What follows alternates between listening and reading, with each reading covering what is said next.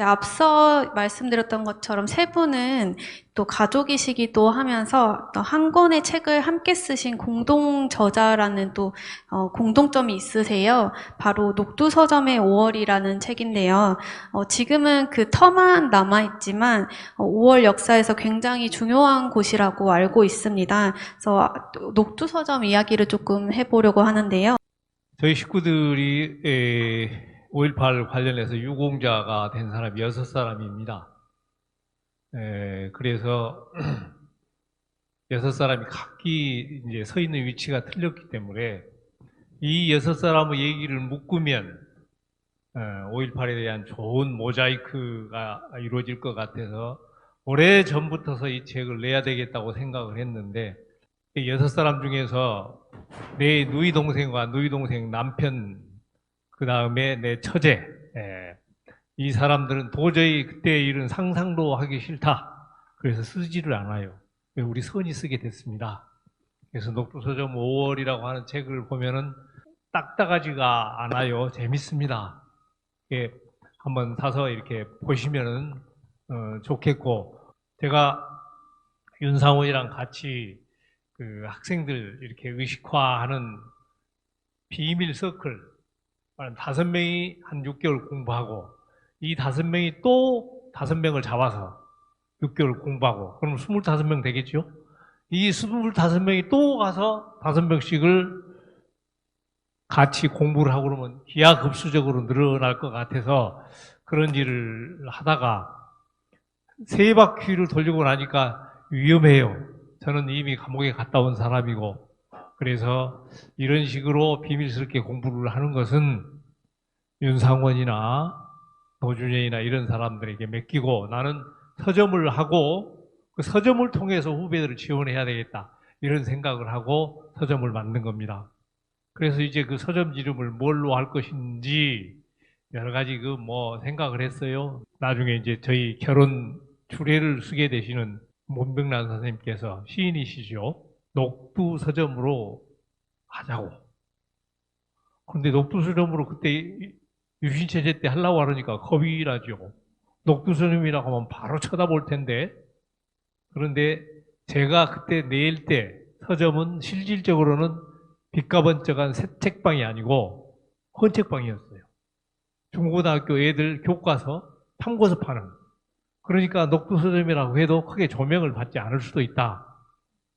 그 정연애 쌤 같은 경우는 녹두서점 방문한 인연으로 이제 두 분이 부부가 되셨다고 들었는데 그 얘기를 조금 들려주실 수 있을까요? 제 고등학교 때 친구가 있는데요. 그 친구도 학생운동으로 학교는 졸업을 했는데 교사 발령을 받지를 못했어요. 그 친구랑 같이 새로운 어떤 우리나라의 역사를 좀 공부해보자 그랬었는데, 그 친구가 저한테 이제 이 서점을 소개를 했어요.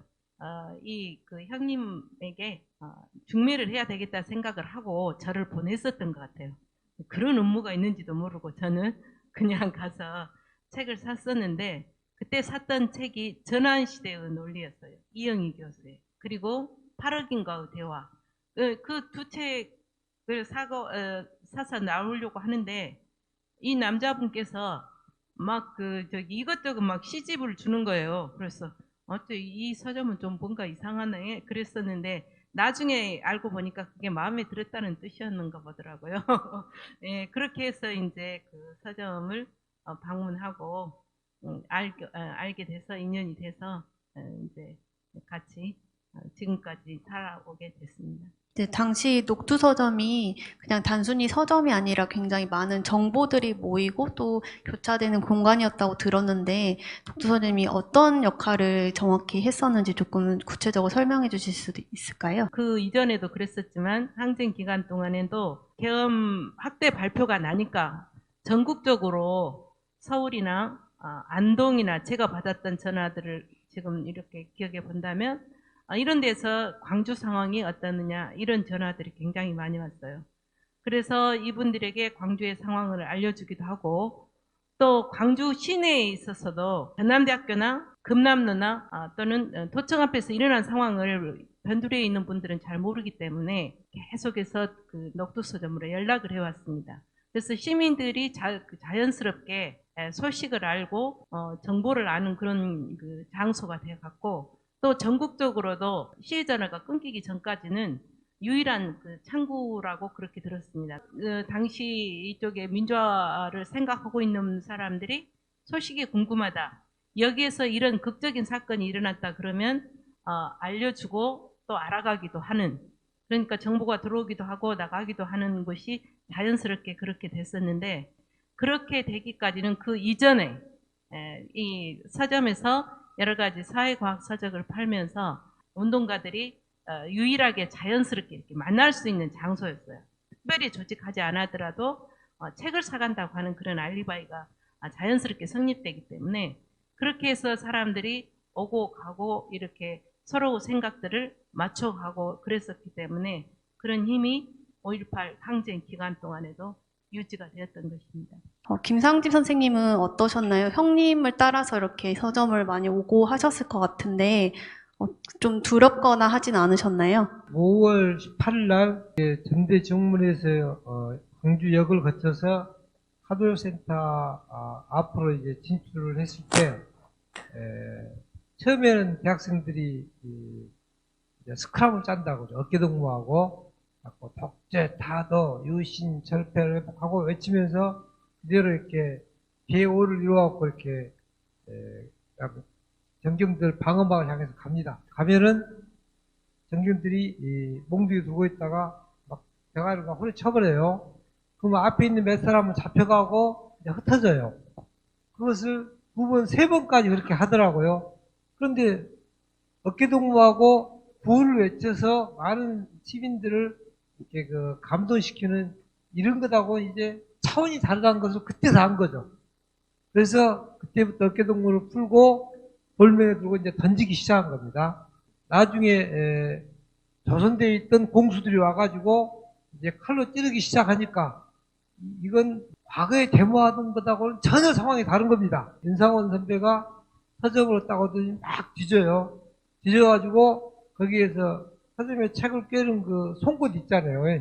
송곳하고 하여튼 칼하고 이걸 호주머니에 딱 담더라고요. 그러면서 야, 오는 사람마다 연락을 해서 칼과 송곳을 이렇게 몸에 좀 갖고 있으라게라. 공수들 그 곤봉이 경봉보다 한 1.5배 긴데 무기는 한 2배가 넘습니다. 그걸로 이렇게 때려버리면 머리가 남북 나는 정도가 아니고 그냥 이렇게 피가 이렇게 딱 튀겨요. 튀기는 게 보입니다. 이게 머리를 안 맞더라도 어깨 맞으면은 얘가 견정해야 되는데 몸에 힘이 없어하고 몸이 딱 허물어지게 돼 있어요. 그러면 질질 끌고 차에다 싣고 가는데 어디로 간지는 몰라요. 절대 우리는 잡혀가면 안 되니까 공수들이 이렇게 와서 때리려고 하면은 팔목은 부러져도 괜찮으니까 비스듬하게 여기를 맞아갖고 이렇게 비껴나갈 수 있도록 뼈가 부러져도 상관없으니까 이렇게 하고 그 다음에 칼로 허벅지를 쑤셔버려라. 송곳이래 칼로. 그리고 나서 이렇게 도망을 쳐라. 이걸 이렇게 서점에 오는 사람들한테 다 그렇게 알렸습니다. 그리고 실제 저희들이 그걸 갖고 다녔어요. 그런데 그러지 않고서는 길에 나갈 엄두가 나질 않아요.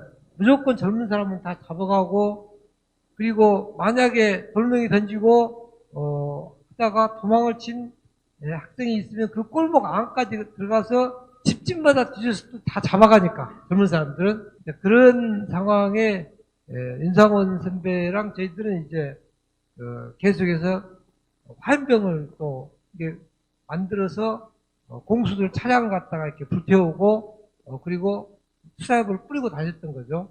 그 윤상원 열사의 활약에 대해서 조금 설명을 해주셨는데요.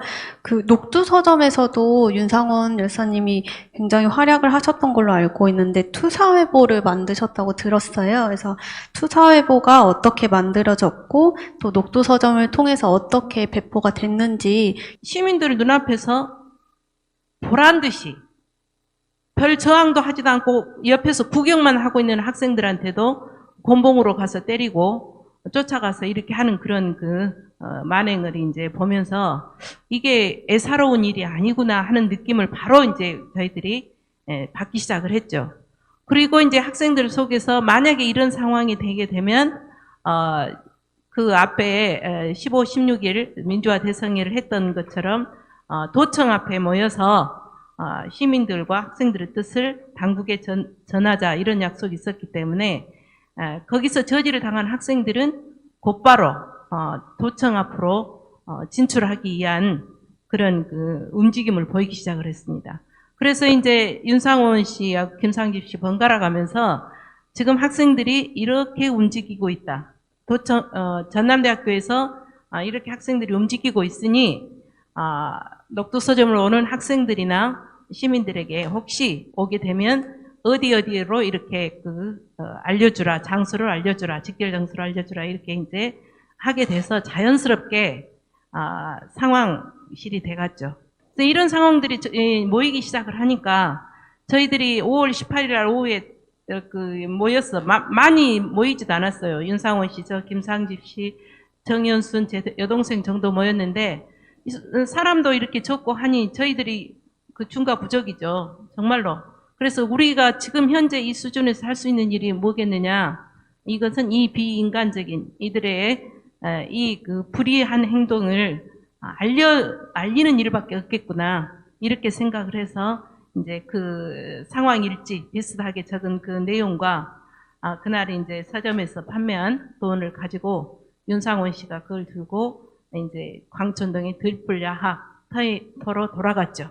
그래서 거기에서 처음에는 그냥 소식지 정도로 이렇게 그날 일어난 광주시에서 일어나고 있는 상황들을 정리를 해서 이제 뿌리고 서점으로 이제 오게 되면 가지고 온 부분들은 서점에 왔다 갔다 하는 학생들이나 이제 또 송백회 회원들이나 이런 분들에게 나누어서 각 지역에 이렇게 알릴 수 있도록 그렇게 해 갔어요.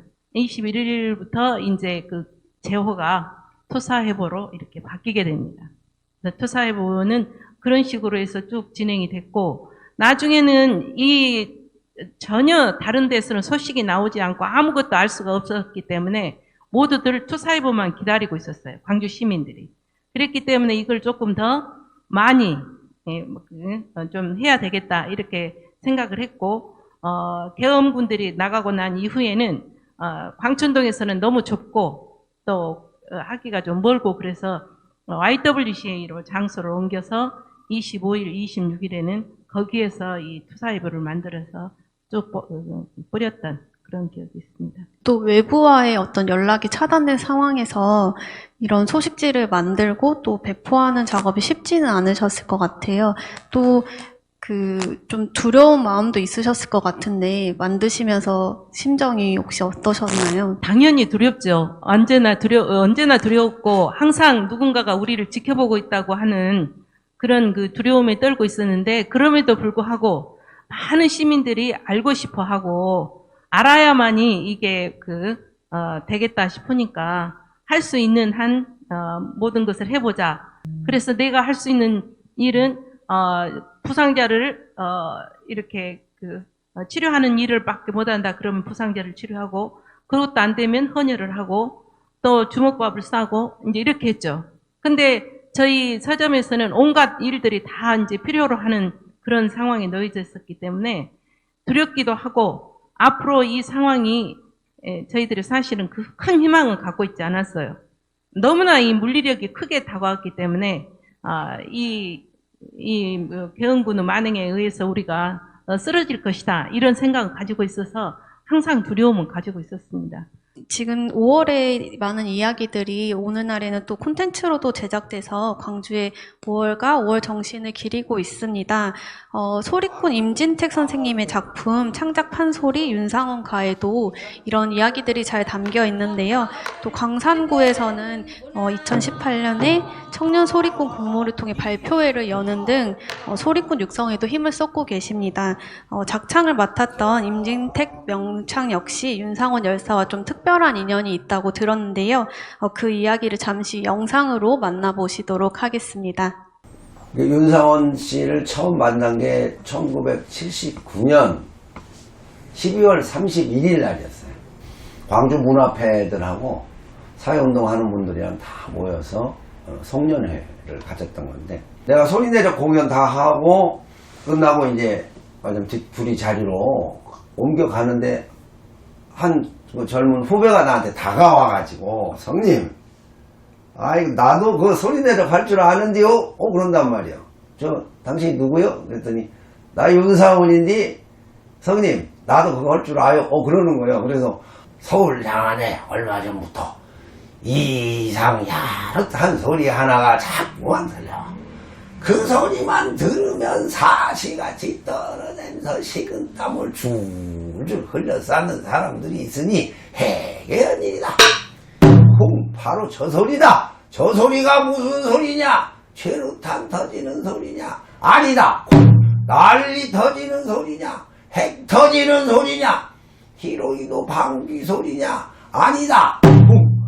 북경도 천안문 앞 호쟁이 맞아들이는 중공군 예포 소리냐? 아니다. 윤상원 형이 내 카세트 테이프를 듣고 배운 것인데, 그 카세트 테이프는 1978년에 만들어진 거예요. 광주의 녹두서점에 그 카세트 테이프 3개짜리였어요. 그때 자신이 그것을 외워가지고 자기가 감창을 이제 하기 시작했어. 윤상원 형의 목청이 엄청 좋아요. 우선 음량이 그냥 소리가 큰 데다가 이 말하자면 전라도 토백이, 광주, 광산 토백이라 각 쉰 목을 가지고 있었거든. 소리 수련을 안 했는데도 환소리 수련을 하느라고 쉰 목 같은 그런 것을 타고나면서 가지고 있었기 때문에 윤상원을 내가 2번 만난 거죠. 한 번 더 만납니다. 그게 1980년 3월 15일이었을 거예요. 내가 날짜까지 기억하는 게, 그날 광주 문화운동패가 출범하는 날이에요. 소리내력을 그날 다시 공연을 했고, 이제 찬조로 그렇게 해주고, 이제 물었어요. 왜 여기 지금 빠졌냐? 그랬더니, 그거보다 지금 좀 더 중요한 일이 지금 있어갖고, 지금 그쪽 일로 제가 좀 가 있구만요? 그러더라고. 그래서, 아마 노동운동단체를 만드는 일이었던 것 같아요. 그게 3월 15일날 상원야구의 만남이었고, 그리고 불과 2달 후에 어떤 전시장에 우연히 들어갔는데, 광주항쟁 사진이 있는데, 거기에 윤상원 마지막 시신, 그 사진이 있는 거예요. 그런데 그 사진 밑에 윤상원 1950년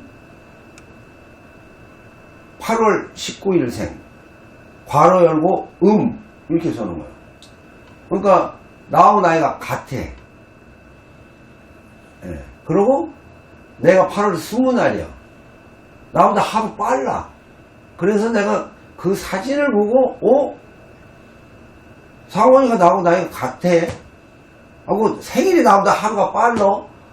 아이고, 날들어 성님 했는데 이게 뭐야? 그러고 내가 참 그건 웃음이 아니라 참으로 매매한 회한 같은 게, 내가 그날 그 사진을 보고 상원이를 주인공으로, 인물을 주인공으로 하는 판소리를 다시 만들어야지, 그렇게 생각을 하게 된 거예요. 그 시신의 사진을. 눈물 씻고 일어나서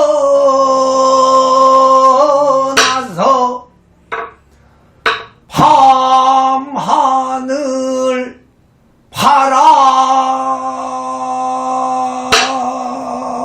바라보며 다짐을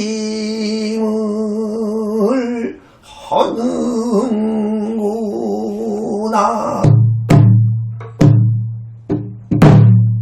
이 싸움은 분명 패배요, 전멸당할 것이죠. 그냥 이대로 총을 놓고 항복하기에는 지난 항쟁이 너무나 장렬했다. 항쟁을 완성시키자면 누군가 여기 남아 도청을 사수하다 죽어야만 한다. 나는 그 길을 택하리라. 영상에서 윤상원 열사님이 되게 또 목청이 좋으셨다고 하는데 혹시 세 분 중에 윤상원 열사님의 소리를 좀 들어보신 분이 있으신지. 윤상원 소리 내력은 많이 들었는데 어느 날 전남대학교 강당에 박동진이라고 하는 유명한 그 명창이 왔어요. 그 이제 윤상원이랑 같이 내가 거기를 듣고 나오는데 나오면서 박동진이 판소리를 기가 막히게 따라서 해요. 근데 깜짝 놀라 쳐다보니까 형, 나 다른 건 모르겠는데 이런 거 하나면 내가 자신 있는데 정말 잘했어요. 소리 내력도 얼마나 그 감칠맛 나게 잘했는지 우리 저 임진택 선생이 보고 놀랐어요. 그 상원이와의 인연이 계속 가슴에 아파서 윤상원 가를 내가 어떻게든지 만들어야 쓰겠다. 그래가지고 이제 그 소식을 이대복 장관이 전해 와서 합시다. 그래가지고 이제 윤상원 가를 만든 거죠.